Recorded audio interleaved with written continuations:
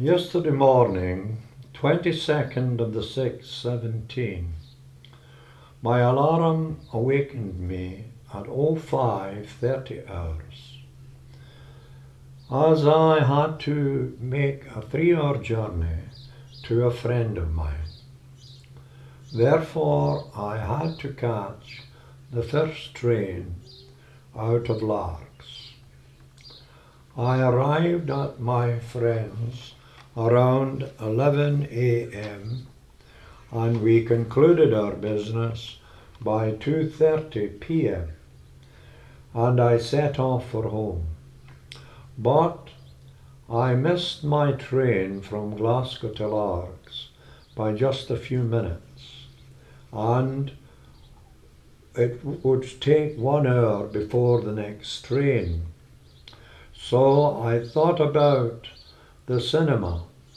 Although I suffer from close-up blurred vision, with the large screens in Cineworld, I can usually enjoy a good film.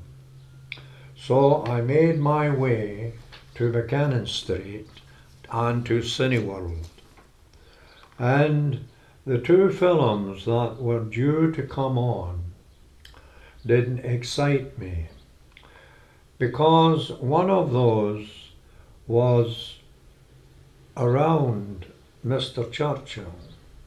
Although I didn't usually watch films about wars and watching young soldiers killing each other on battlefields, something was urging me to watch this film. Maybe it was because when I go to my club in London, there is a large photograph just inside the entrance of Mr. Churchill smoking his cigar. Or maybe it's because I had an experience with Mr. Churchill some years ago, which I don't intend to discuss at the moment, but I assure you it wasn't a bad experience, which you can read about in my next book. I had listened to his famous speeches during the Second World War, and to those who told us he had won the war for us. And it is my belief that nobody wins wars. Everyone loses in wars. And I support my belief by thinking of all the millions of young people who have died in wars, and many of them buried in foreign countries, away from their families.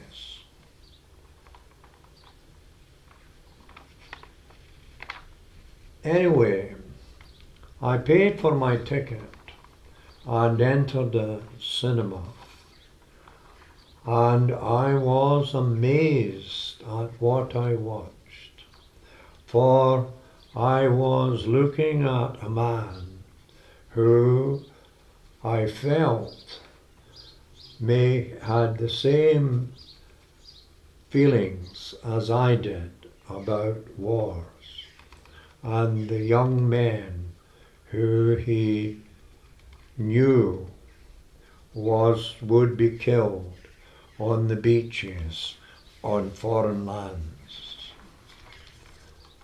He also expressed guilt feelings about when he fought in the First World War. And according to the film, except for his speeches and his sincere concern for the young soldiers being sent to foreign lands. The top brass try to keep him out of their plans. I came from the cinema knowing why I was urged to watch that film and the reason for my experience with him.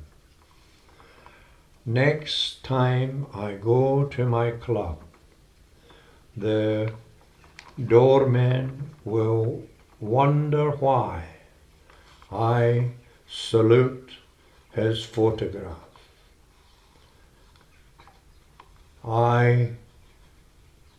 No matter what party you may vote for, I recommend you watch this film because it portrays Churchill in a very good way. And I vote Labour, and because Mr. Churchill is a Tory, it doesn't mean I will vote for Tories, because in my opinion, throughout my life, I have never known the Tories to do anything for the poor. It's always been for their own kind, the rich. Thank you for listening, and God bless.